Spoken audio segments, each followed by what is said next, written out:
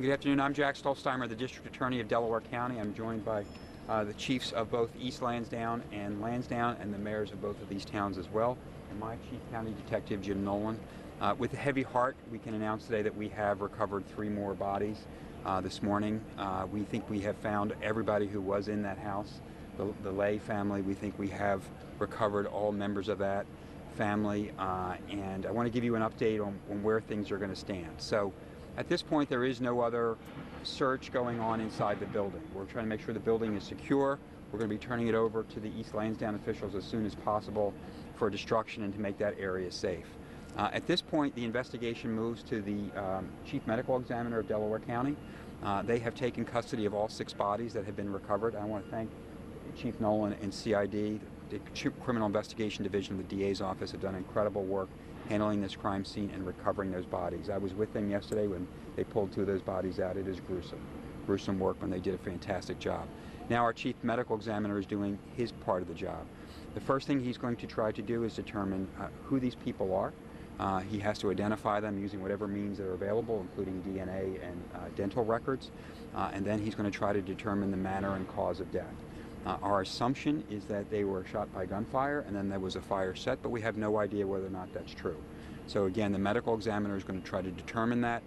He tells me from talking to him yesterday there are tests he can run to determine whether people were alive at the time the fire was set or whether they were already deceased, and he will be looking for bullet wounds as well in what remains of the bodies. And I will tell you again from seeing it firsthand, these are charred remains. They are unrecognizable human beings. Not only was there an intense fire, but the building collapsed on these folks as they were in there. One of whom we believe is the shooter. I think his name is Con Lay. We knew from information provided by the grandparents early on in the investigation that he was the suspect for at least shooting one of the one of his nieces, which is unbelievable to be able to say. I was trying to shield the grandparents from all of you, quite frankly, because they were going through an incredible trauma that I still can't imagine. They have literally lost everything they have. They've lost everybody they loved, and they've lost their home. And they've been trying to deal with that for the last couple of days, and they seem to be just people who are in utter shock, as I think all of us would be. So at this point, we're going to wait for the Chief Medical Examiner's report. If Mr. Lay, who we believe to be the shooter, if the torso recovered with the firearm is in fact him, the criminal investigation will be closed because we will have found the person we believe at least killed one person in this home and probably killed all the others himself. At that point, there is still a little bit of paperwork that has to go on. My Special Investigations Unit will do their work just to determine all the facts that would happen here that night, and every officer who discharged their weapon will be interviewed. Of course, everyone who discharged a weapon was completely justified in doing so. But we are law enforcement agencies. We have to have all the paperwork to document everything we've done.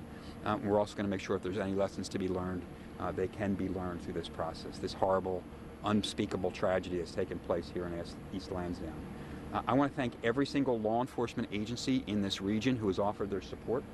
Not only the Delaware County agencies who have been picking up patrols and doing other things for Lansdowne and for East Lansdowne, who are both, by the way, still short 1 police officer. But the state police who have guarded the site. My colleague Chris, the new DA of Chester County, he reached out to offer help. Michelle Henry, the Attorney General of Pennsylvania, made sure that whatever resources that we needed, they had. I heard from the governor last night, making sure that I knew that he had Delco's back in whatever we needed. We just heard from Senator Casey's office, so the feds have been helpful as well. Every resource we've needed from our Department of Emergency Services, I cannot forget everything that they've done to be out here supporting us in this massive 2-day effort. Hopefully, at some point soon, the community is going to be able to begin the healing process for what happened here. And part of that is going to be when we're able to finally remove ourselves from that property, and East Lansdowne can take back custody of the property, demolish the home, and move on to whatever the future is for that property. But the only good news here today is that we are bringing home Delco's other hero this afternoon. We're looking forward to go back into Philadelphia. For Delco people to go into Philadelphia, it takes a lot. But we deeply appreciate all of the wonderful care Penn Presbyterian has given to our officers. They have been fabulous in helping us and making sure that these officers are safe. We really hope to be able to get him home this afternoon. I think we'll be out there probably around 2 or 3 o'clock for the same kind of ceremony to bring him home. But at this point, this scene, there's just going to be cleanup going on. You don't need to be here. There's no more crime-solving activities going on here today. We're trying to make it secure, do the follow-up work that we need to do to make sure that we can get ourselves out of here and return this community.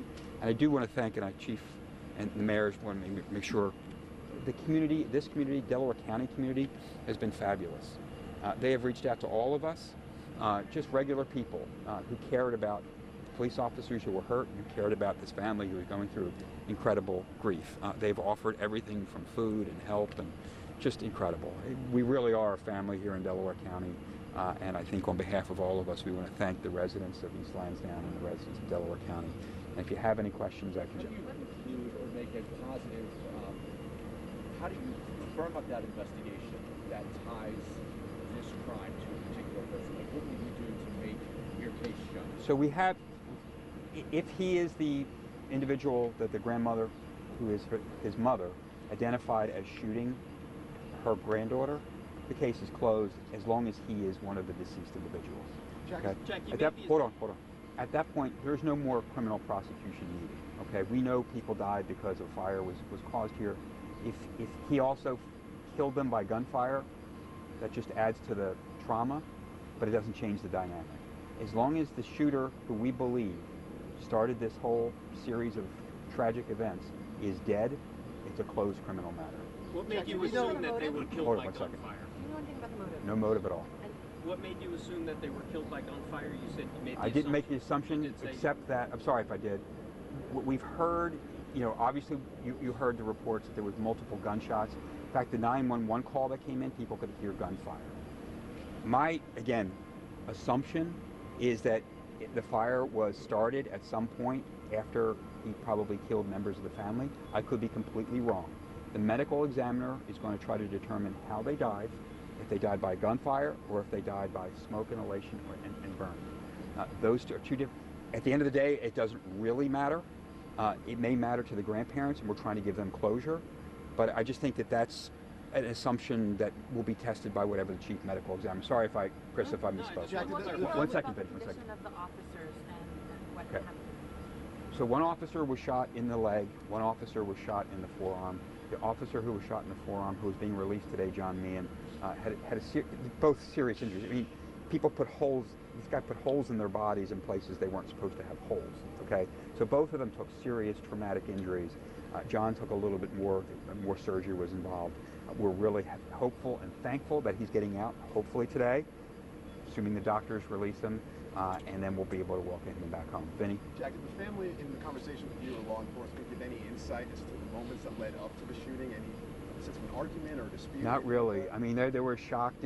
First of all, they're in shock, period. Trying to talk to them, people who are just numb and overcome with grief and shock is a traumatic experience. I was trying to talk to them a little bit yesterday.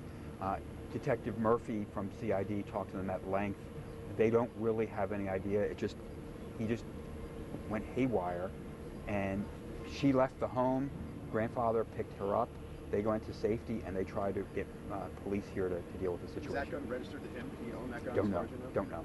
The gun that we've recovered is a rifle. It's melted at some level. Again, it was inferno. Sure. Okay, so all of that stuff is for later. Sure. We're not going to trace the weapon until we get past today's stage.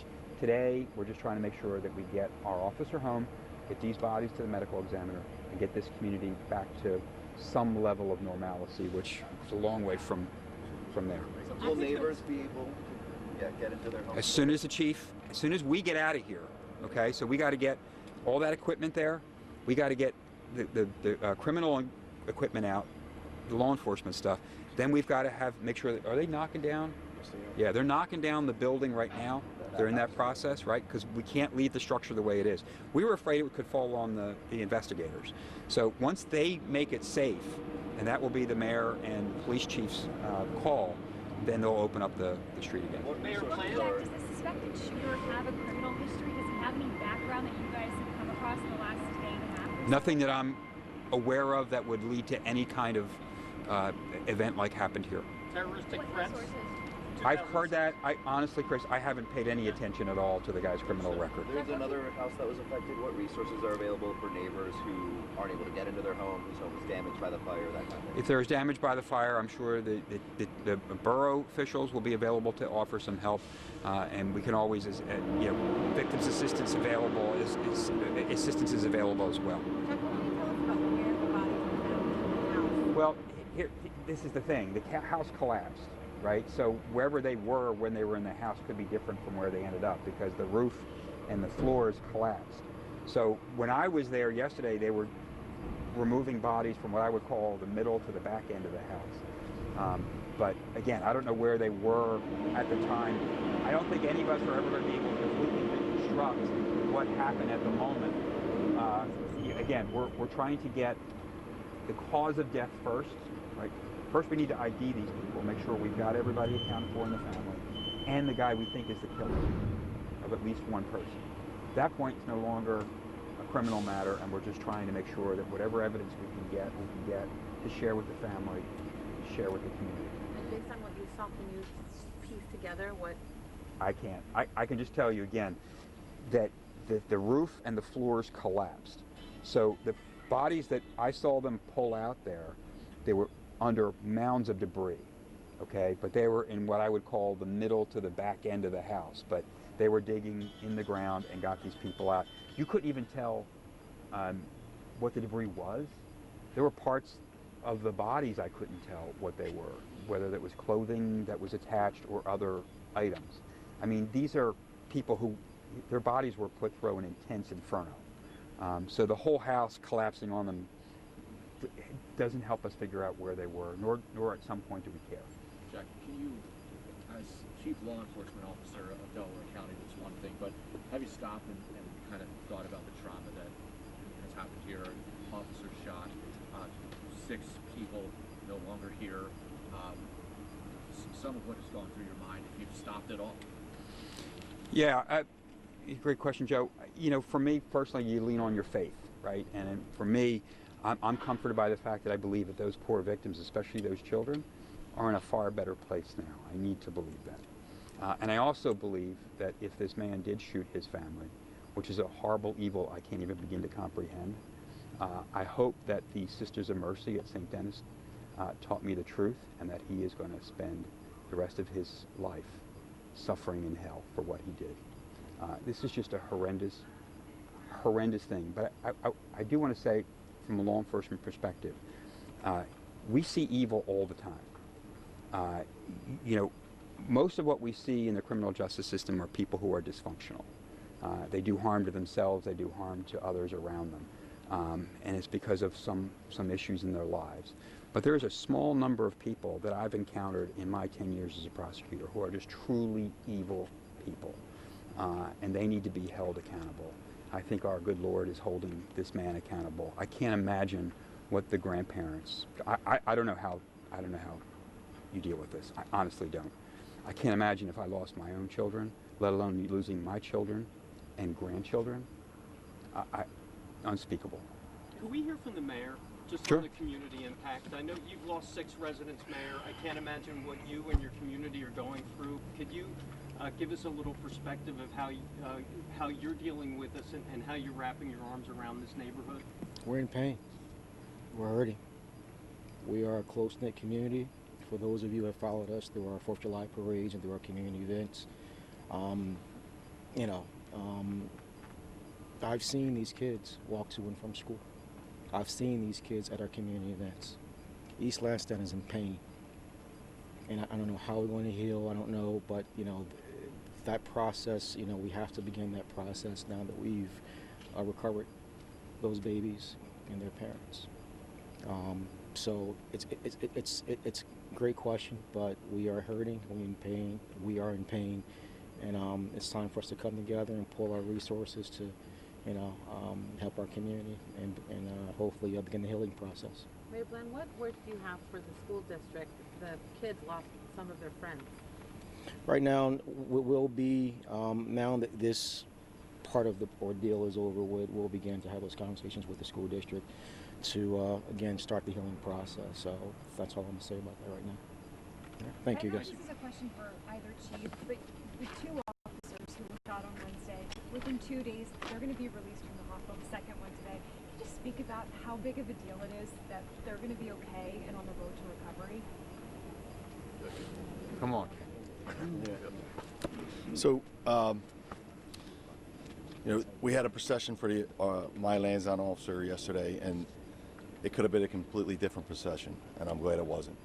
He went home. He's recovering at home. Hopefully, he makes a full recovery.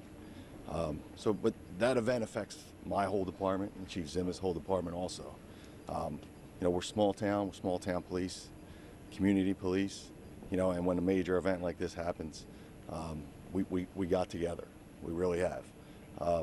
The community outpouring resources from other police departments, state police, the feds, everybody stepped in and basically grabbed myself and Chief Zimmer. What do you need? That's all we kept hearing for the last 3 days.